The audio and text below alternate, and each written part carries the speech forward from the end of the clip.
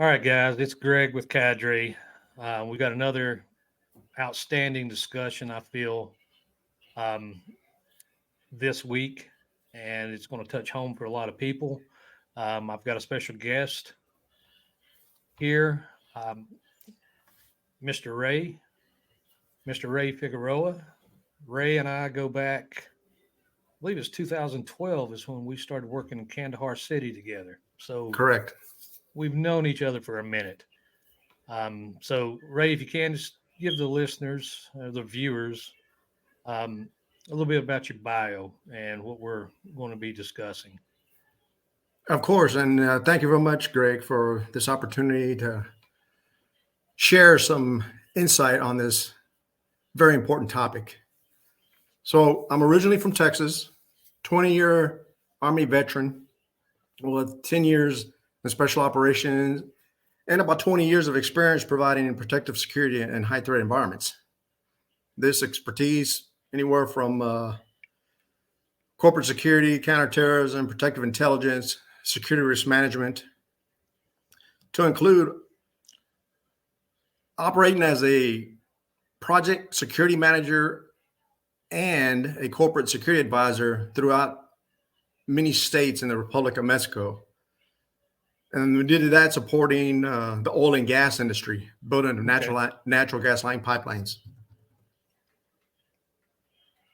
Since returning to the States, I've had the honor and privilege of a consultant with a lot of houses of worship in the Dallas-Fort Worth area. Okay. And it's a very big topic, very important topic for us because, as you know, the amount of houses of worship throughout the years that have been targeted. Right. Well, before we get into that, I'm going to let's go back in time a little bit. Um, I'm going to put you in a situation scenario that you're a team leader for a close protection team with a client, and I will be doing the threat assessment slash site survey of a facility that your client wants to go to. When I return back, I'm going to read these. Of course, I do the report like we always do. We have our little powwow. But out of these items, I want you to give me, excuse me, I want you to give me your thoughts on how you would feel about taking a client into the area. Okay, number one, facility we're going to is going to have hundreds of individuals in a single building. Number two, at this facility, there's already been a published date and time that the meeting will be taking place at the facility. The entrance to the building is manned by potentially untrained personnel if it's manned at all. Number four, parking areas and adjoining areas are unsecure. Number five, entrance to the meeting place is unrestricted with freedom of movement. Number six, strangers may and will be attending the meeting. And I say strangers, and that's the individuals that work there and are at the facility do not know who they are. They're just coming off the streets. Number seven, the staff of the facility are normally volunteers and untrained. Number eight, there's no security presence there, or if it is, it's more of a deterrent. And number nine, a lot this facility and a couple of the other facilities, they still utilize cash. Cash changes hands. It's not electronic; it's actual physical, low denominations in um, cash, but it's collected at the facility. With that, with that information, as a team leader with a client wanting to go to this location, how would you feel?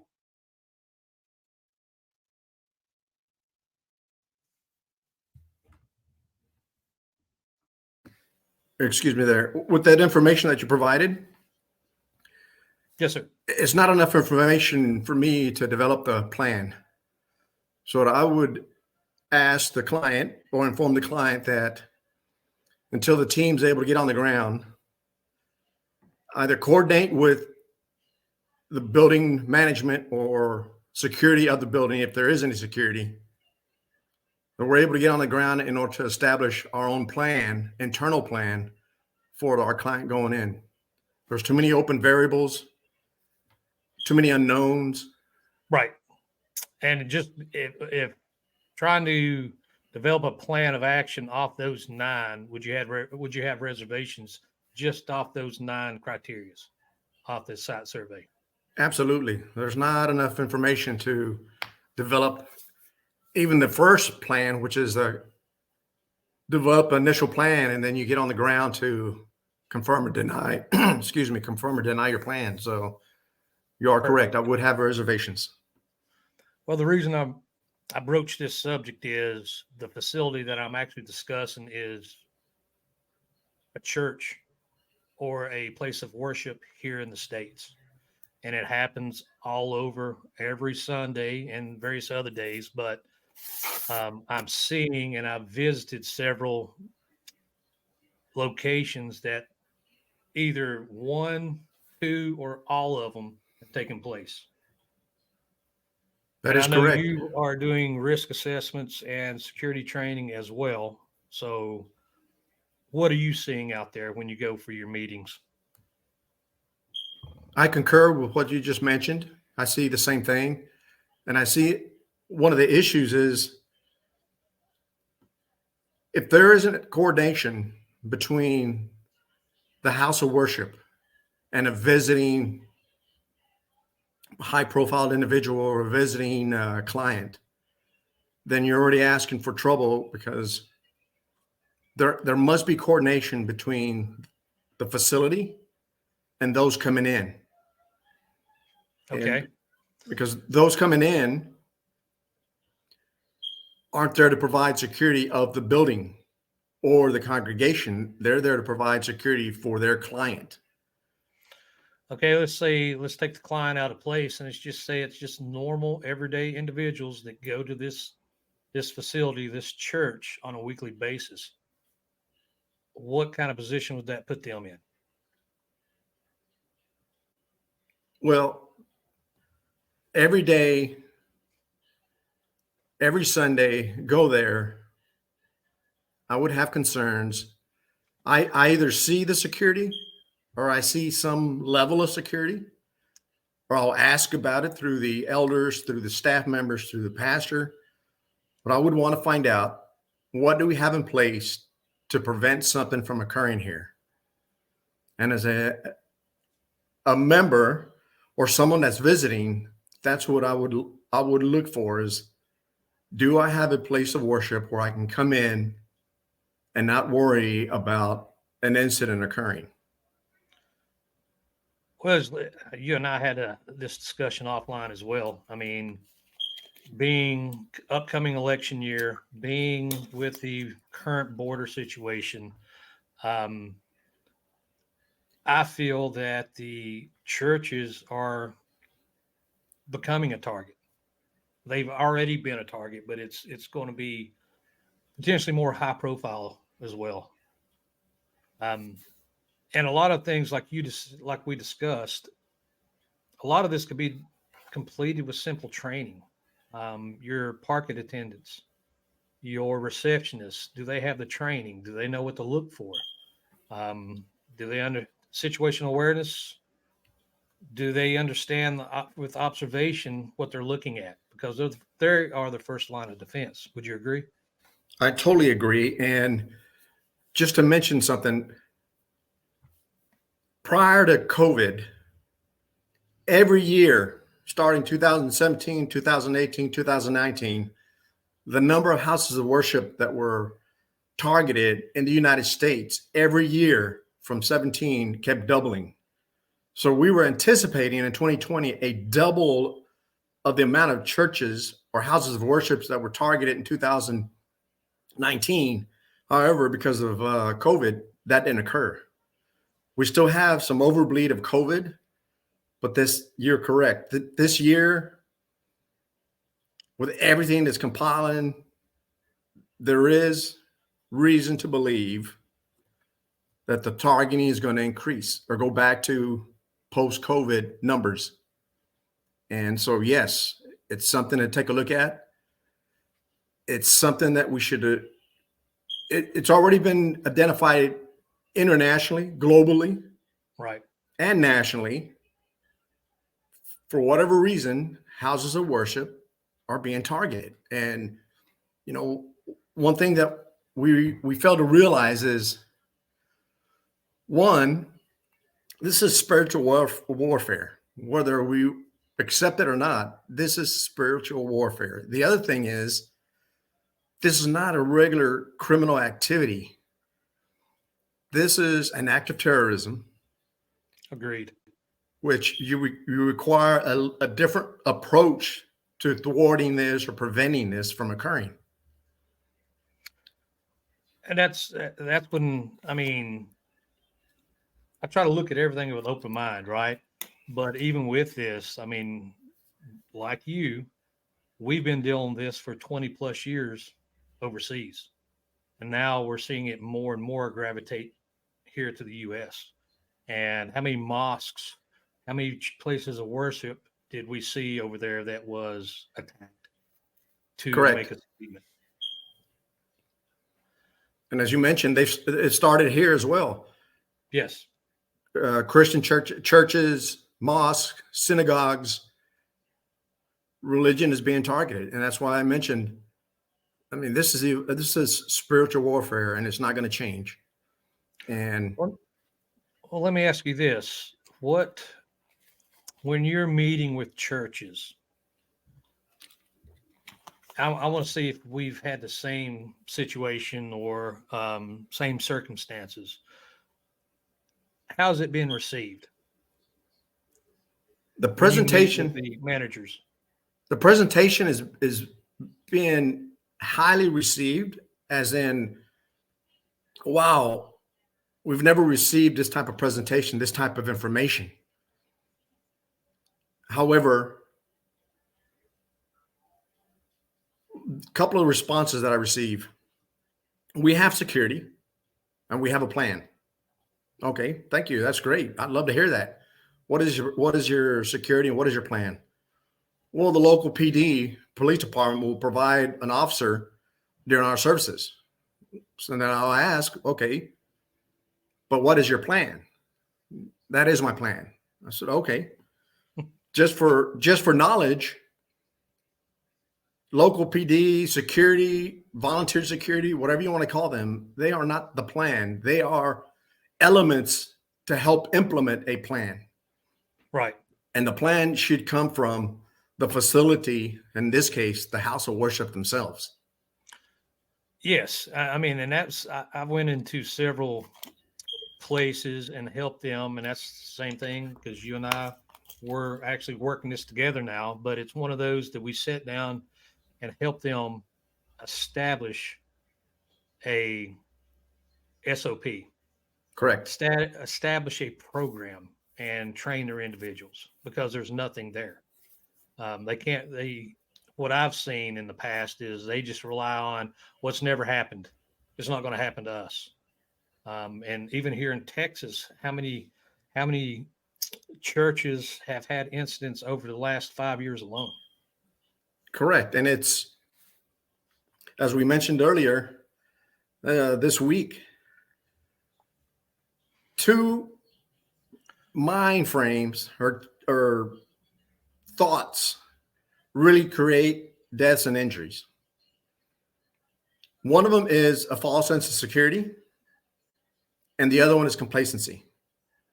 When we allow ourselves to get into those mindsets, then something is going to occur, and we're not going to be able to control the chaos that's going on during that crisis incident. Right. And unfortunately, in some cases, again, this is not bashing anyone, but it's all a mindset. It's how do we change the cultural mindset? Agreed. God is here to protect us. Yes. Spiritually, He's here. But we have responsibility as ourselves, as the leadership of the church, of the houses of worship. It's our responsibility, especially the shepherd of the flock, to protect the flock. And there's not a shepherd in the world that can protect his flock or her flock without the help of sheep dogs. Right. In this case,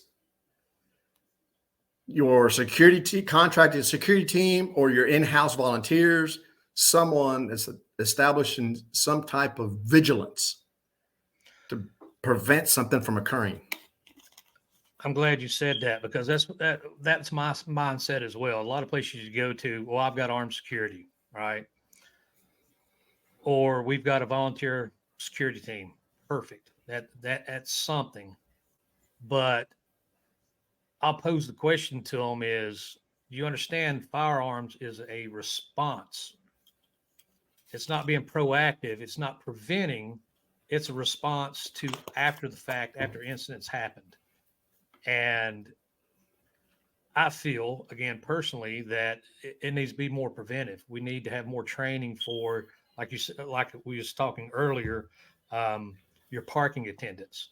They're the first individuals that see someone get out of their vehicle. Do they know what they're looking for? Your greeters. Are the doors locked? Do they have the crash doors inside so you can secure the outside and then have the crash doors for emergencies to get out? There's just several things that I'm seeing in a lot of the churches. Now, granted, I grew up in a town that had no traffic lights. So we were a small community, right? Small. I mean, it was still the Sunday morning and all that. We may have had 40, 50 people in the pews every Right. Sunday morning, if we were lucky. And then I moved here to the DFW area, and we go to a church that's got over 1,000 people in it. So my dad's a pastor, so he's a preacher now too. Excuse me. So he would feel a little strange walking into one of these churches compared to the single room facility we had when I was growing up. Correct. In each, no matter the size of your house of worship, no matter the religion, or there's one thing that I've identified that's contributing to these houses of worship being a statistic, and that is there is no vigilance, there is no prevention. Because yes, there are a couple of incidents that have actually started from within inside in the chapel or in the church.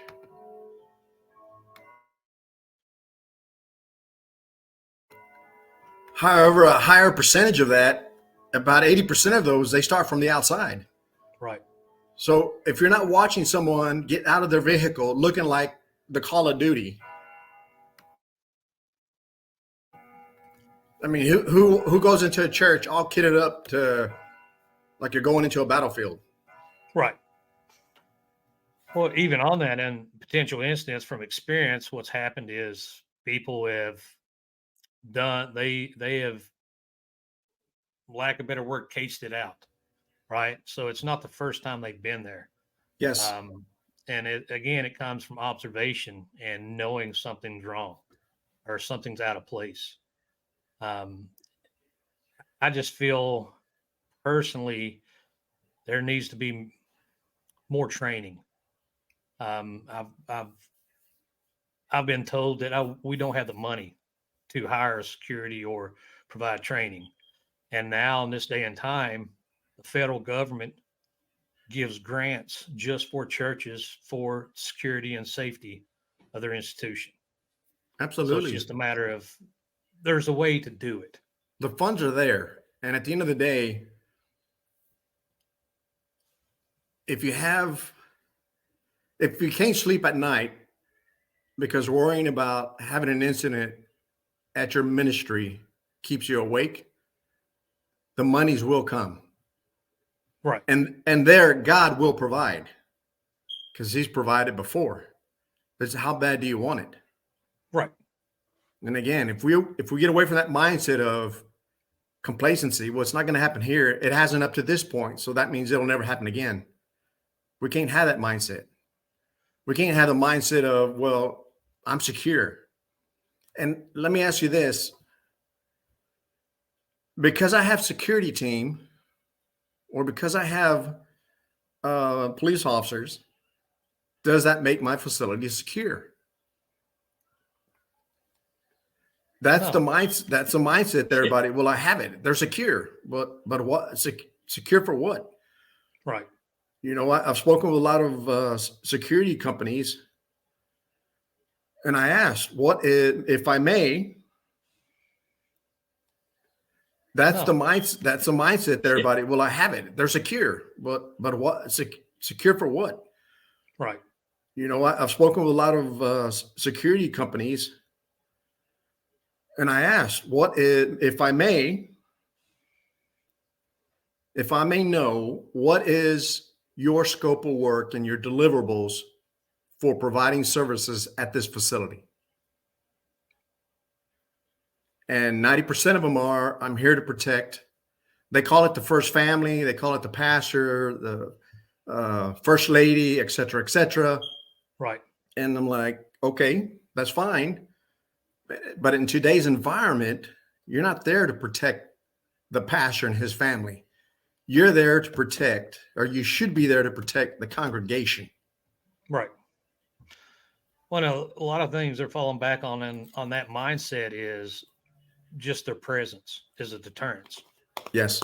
And you and I both know that doesn't work, especially with the mindset of today's evil. If anything, that's a catalyst. Sure. And guess who's the first one that's going to be targeted? Right. If you're my Along with threat, that. I'm going to take you out. Yep. That's why I've never been a proponent of open carry. Well, let me ask you this.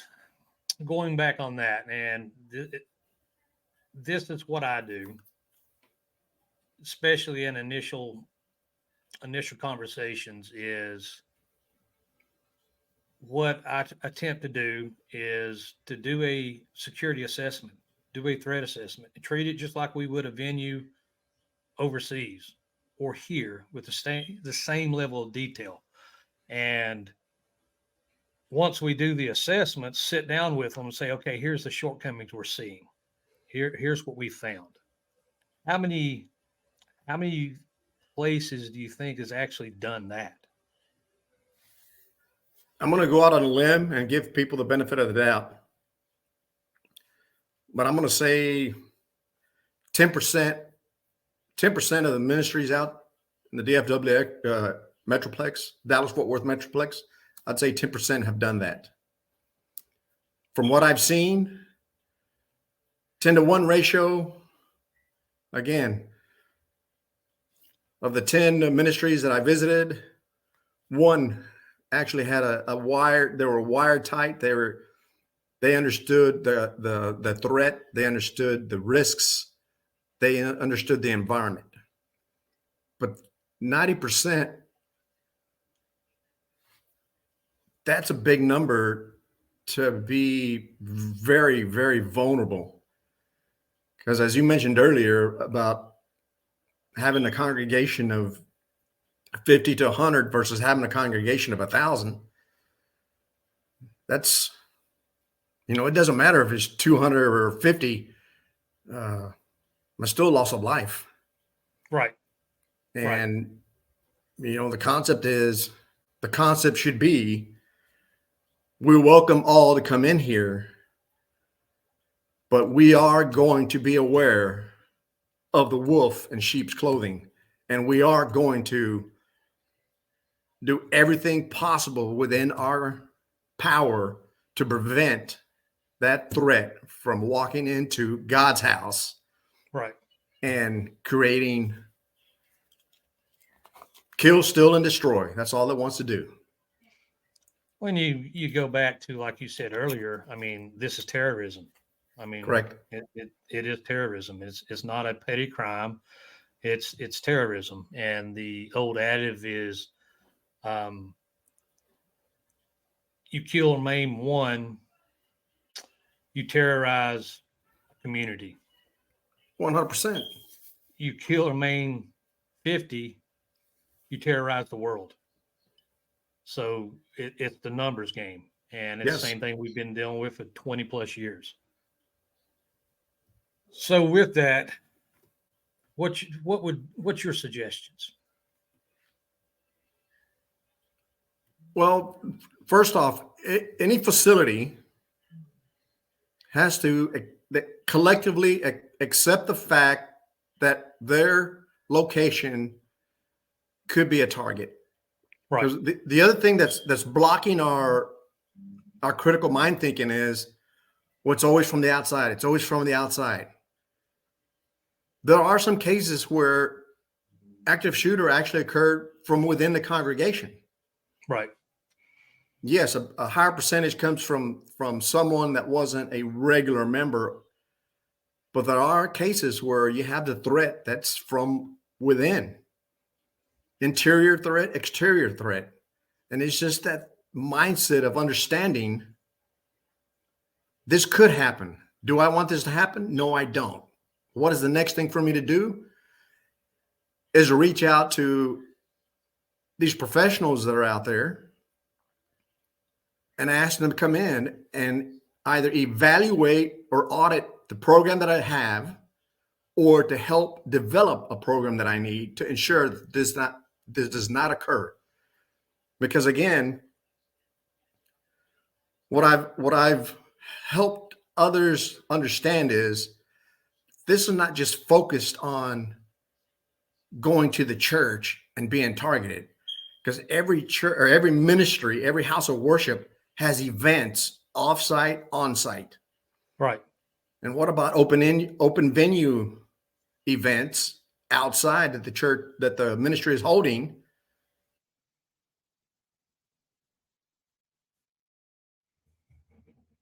How many No, I open? agree. So it's about educating those that it's not narrow focused on this is the threat, because the threat is everywhere. And the threat's here. I mean, It's here. It's here. And we just got to, and I'm just trying to, with this discussion, I am just trying to get the word out Correct. to the leaders or to members that let's take a hard look at the facilities. Let's take a hard look at the establishment and see what needs to be. The other approach, if you don't mind, is, and again, this Yeah. is, it's only, that ability of how do we do it?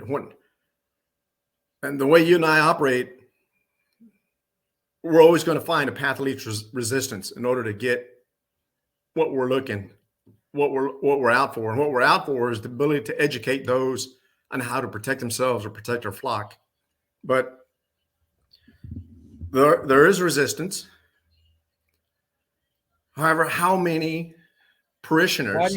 Why do you think there is resistance? Spiritual welfare, brother. People can believe it, they cannot believe it, but it is resistance. I've ran into some leadership that honestly and truly believe God wants everybody in his house. And I respect that. Right. But God didn't say blindly allow everyone into my house. God also said, and I mentioned earlier, beware of the wolf in sheep's clothing. Right. So, or if they've got the mindset, and I've said this in the past, they've got the mindset, I've spoke to some, that the Lord will protect us. We don't have to worry about security. The Lord will protect us.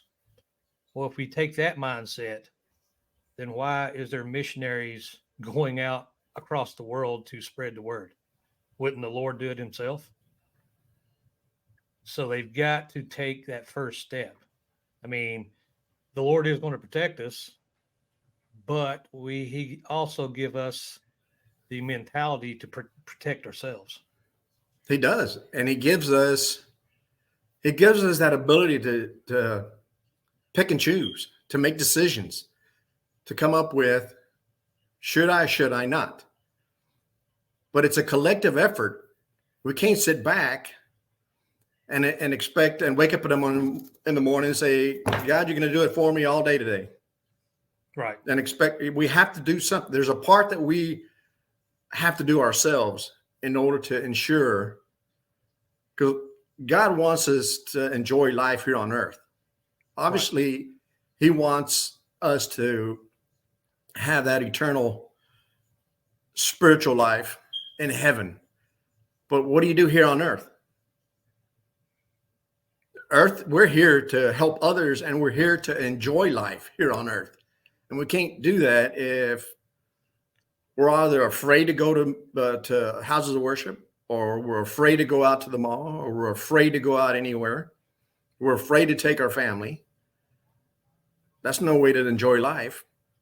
Or if we're really not worried about our congregation, and I'm complacent. I have a false sense of security. I'm sorry. Go ahead. No, I'm just thinking if, okay, we have an individual or a group that says, okay, we need a security audit. We need help. And that's completed. The next thing is your security team, training the security team. Yes. Would you recommend hiring out a group or a team, or would you rather have a complete group of volunteers? That would have to be, or I would address that from the ministry's perspective. Right.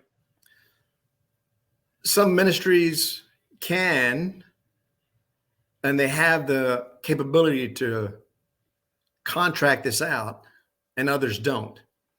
Some ministries have the capability within to have prior military, prior law enforcement, existing military, existing law enforcement.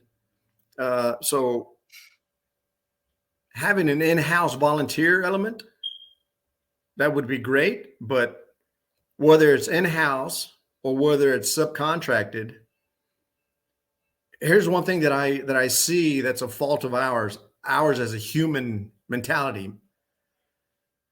I'm hiring you because you're my security provider, and I'm assuming because you're a security company that you know what you're doing. Right. And again, I go back to what I said earlier. If I'm the client and I'm asking you to provide me services, what services are you providing me if I haven't given that to you in a statement of a scope of work or deliverables? Well, even in that, it's, you have an established security team, great. But again, and I've done this in the past, is have a third party come in and conduct an audit. Yes. That way it's a third party, it's a fresh look, because you know as well as I do, the same ones doing the same thing over and over, it gets stagnant. Well, here's something for you.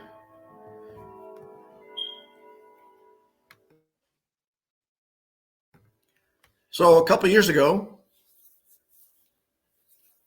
a security company is being audited at a house of worship. So I asked the leader of the security team, "Oh, great. How'd y'all do?" "Oh, we did wonderful." "Oh, perfect." "What did they audit?"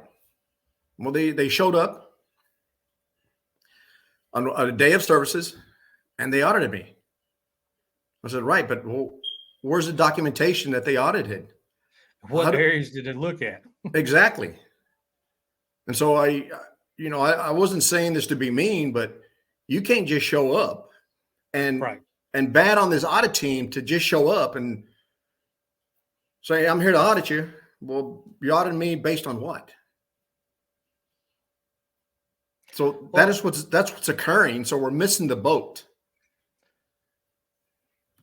I agree 1,000%, especially on the volunteer side, because a lot of times your constituents or your members have the key qualifications that you need.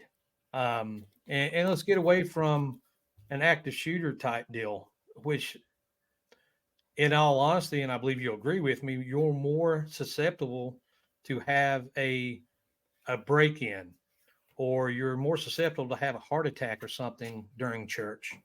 So, do you have the capabilities to, because it falls under security and safety? So, Yes. does that institution have the capabilities for a medical assistance? And if they do, have they been designated or have they been trained in I've often been called an overachiever it? because No. the assessments that I've provided here in the Dallas-Fort Worth Metroplex, I broke them down into, and I didn't break these down. These were already established by other professionals. I just followed suit because it made sense. Right.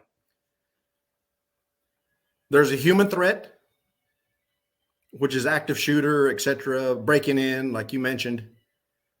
There are medical threats, like you mentioned, because half of the congregation, if not a quarter of the congregation, is up in age. Right. And have existing medical conditions. And during the heat in Texas, you know how so Yes. I threw that in there as, what do you do when you have a medical emergency? And then I threw in there natural threats, natural disasters. What do you do? Tornadoes, storms. Yes, electrical. And then I threw in, which I don't believe in accidents. No. So I put in accidents, and in parentheses, I put in negligence, because that's basically what they are. And it's an scapegoat to put in, it's an accident. No, human error caused that. Yeah, it's just it's something to cover all. It's the statement that it was an accident, just like Sure. So ND and AD. I don't feel that there's any AD. I don't even know why they use that. right. Because in my entire career, I may have seen a faulty weapon go off maybe one time because of something. But how many NDs have you seen over your career? All of them were negligent. But so when they received in that security risk assessment that list of threats, that it actually opened their eyes to think, wow. Yes. Because in some cases, well, we have the medical bags. Okay, but do you have trauma bags?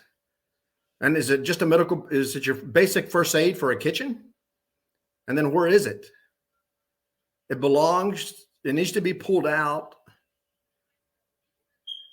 in the sanctuaries where all your EMS equipment and everything needs to be, because that's where you're going to have the majority of any type of incident, be it medical or human, etc. Right. So yes, it really opened up their eyes, because we weren't laser focused on just the human aspect. Right. We were covering everything that we could. But in the same sense and even we was discussing security, but they fall under security and safety. So it's hand in hand. It's hand in hand. It has to be the safety, and you can't have one without the other as well. So I don't know. Like I said, I'm hoping that a lot of these churches will start looking and start believing what's really happening around them. The times have changed. I mean, I know when I go to church, it's again, it is due to my background Experience. Right? So you're already walking in, you're already doing a head count, you're looking where the exits are. And that's the other thing is I've asked the question, especially for newer people that come to church, does anyone explain where the exit doors are? Well, no, we don't do that. We don't want to scare anyone. I'm like, well, have you ever flown on an aircraft? What's the first thing they do? They show you where the exits are and how to get there. So just simple things like that, to me, again, is negligent, because Okay, you may have a member there that knows where the exit signs are, which is fine. But you know as well as I do, when something's stressed, induced, or someone's under duress, the human mind acts different at those times. So it's another good thing is, does everyone know? Even churches that have your normal meetings, how often do they have discussion This outside of the sermon on safety? correct. Well, the So funny thing that happened to me with the current ministry that I'm attending, when I first started, I was actually listening to the word. And a lady behind me, once she saw me Sunday after Sunday after Sunday, you start getting to know someone, you start talking. right, She asked me, "Are you prior military or law enforcement?" I'm like, "I don't know why." Well, because I mean, she's sitting behind me. Because I you're noticed that watching. you're not. Yes, you're scanning, and I noticed that you're not really paying attention to the pastor. And so my response was, "Well, how can you pay attention to the pastor if you're paying attention to me?" but but I explained to her, yes, I am Well played. retired. Thank you, God, but it's nature. Right, It's human nature that, and it's not fear. It's just nature. Door right. opens and somebody walks in. You look at it. Hey, how you doing? A door And you're behind you assessing. opens, somebody walks, you look at it. People walk by you, you look. I mean, it's nature. It's natural, that is. So it Yes. was funny that she's like, you have to be either this or this because you're not paying attention to the pastor. But they loved it. I mean, and from there, we were able to develop something in the existing ministry that I attend. And it's great because Good. again, it has to come from, we call it the head shed, but it has to come from the leadership. Right. The leadership has to come up collectively and say, yes, this is a problem. No one's omitted from this problem. It can hit anyone at any time.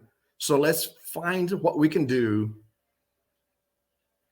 And again, well, some people, the reason security costs money, or people think that security costs money, is not because it really does cost money. It's because no one did a proper security risk assessment. Right. They just show up and say, well, you know what? You need this, this, this, and this. And because you're the security company, I think you're the expert.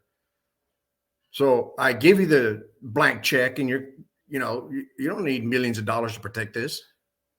You need a combination of human and electrical security measures in order to provide vigilance. Well, even on the cost saving portion of it, I've seen it in the past as well, to where insurance companies that provide insurance, um, the business insurance or the insurance that the church has, gives them better premiums because they actually have security, or they have a proper um, safety or security procedures in place. Correct. So they've taken that step forward. So it's cost savings for them at that point as well. No, absolutely. And you mentioned earlier, if there's a will, the human mind and the human passion, if there's a will, it's going to be made. Right. How bad do you want it? And it can be done with a minimal cost. It can be done with consulting with professionals that understand this level of threat, to go in and sit down and establish a program or evaluate the existing program that you have. Well, even on that, well, I'll touch on that. I'm glad you brought that up as well, because how many people do you think that's actually been properly trained in to do a site survey / risk assessment / threat assessment that's actually done it? have experience doing it, not just Right. sitting in a class or a 1 hour class online to check the box, but actually has went in. Where's the safe room? Is it a hard safe room? How's the exits? I mean, just the emergency power, just everything that we've always looked for in the past that's second nature to a company or individuals that's actually done it. I'd be curious to see, which that should be, again, it should be on the security assessment, but who's doing the security assessment? Well, you're 100% correct. It's, there are a lot of companies out there that are very good at what they do, but to have a security company, you have to identify, does this company or does this group of professionals have the skill set to provide me the service that I'm looking for? Right. Because not everybody, well, hey, I'm security, ooh, umbrella, look at me. No, everyone has their specific skill sets. Some Right. have a little bit more than others, but that's where it's incumbent of the potential client to go out there and identify, what is it that I need versus what I want? And that's how I get guided towards who I'm going to speak with. Well, I'll do one better. And I'm sure you've seen the situation as well, but it's one of those, okay, I'm speaking with an individual, and I price entire package for them. And apparently it was cheaper, almost half of what a larger security company was actually charging. Now they're wondering, why is this so much more than yours? Correct. And then had to go in, explain the brick and mortar. They've got 5,000 people that they're paying their salaries and everything else for. And that's what I tell everyone is research. Find out who you're dealing with. Do you want to Sure. be a number, or do you want to know, or someone know your first name? So it's more personal, and it puts everyone at ease as well. Sure. And you're right. And again, it just, in all aspects of life, we allow ourselves to get into this false sense of security. Well, Right. if I'm not paying a mint, then the services aren't worth it. Now, there's a lot to be said in that, but that's not a blanket statement for everybody. Right. So there are ways to identify someone, because you can have someone that come in as a brilliant, and there's nothing against used car salesmen, so please don't, but you can be one hell of a used car salesman and just come in and you just like selling the shirt off my back. But that doesn't mean you know what you're talking about. Right. That just means that you haven't been asked the proper questions, if that makes sense. No, and there's ways to vet that. Hire an ad hoc professional to come in. And again, you're going to say, well, then how do I know this ad hoc professional is a professional? Do your research. But hire an ad hoc professional to help you talk with those professionals that are going to provide you a service. Right. Agreed. Well, brother, I appreciate you coming on. I guess we need to go ahead and start closing it up. No, thank you for the time. And again, this is definitely a very important topic, very close to the heart, because again, I hate to keep repeating false sense of security, but one of our safe places, our homes, our houses of worship, they're supposed to be supposed to be our sanctuaries. Right. So I want to go there to worship. I don't want to go there to be fearful that something's going to occur. So yes, thank you for the opportunity to shed a little bit of information. Yep, that's what we're after, trying to get the right information out, and hopefully this helps. If it helps one person, it was well worth it. Sure. It was well worth it. So, but guys, I appreciate you. Stay tuned in. Comment below. I've already spoke with Ray. We are looking at, there's enough comments wanting next week, I believe Monday, we were going around, I want to say 1800, 6 o'clock p.m. We'll do a live question and answer where you can call in and ask your questions pertaining to the subject. And hopefully we'll put some more people, pass along some more information, and then actually put people's minds at ease as well. So again, Ray, I appreciate it, brother. Thank you. The biggest thing, guys, just stay safe. That's it. That's it.